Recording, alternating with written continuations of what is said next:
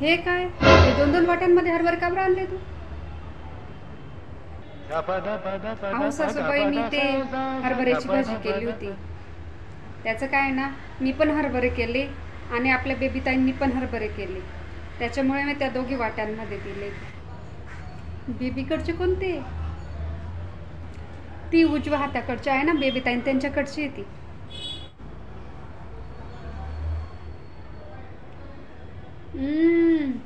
असं वाटतंय हॉटेलमधूनच मागवली. काय टेस्ट आहे, सुपर. हे तू बनवले?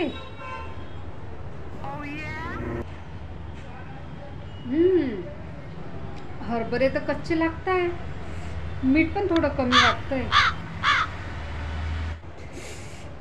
आई थांबा थांबा रुको जरा, सबर करो. काय झालं?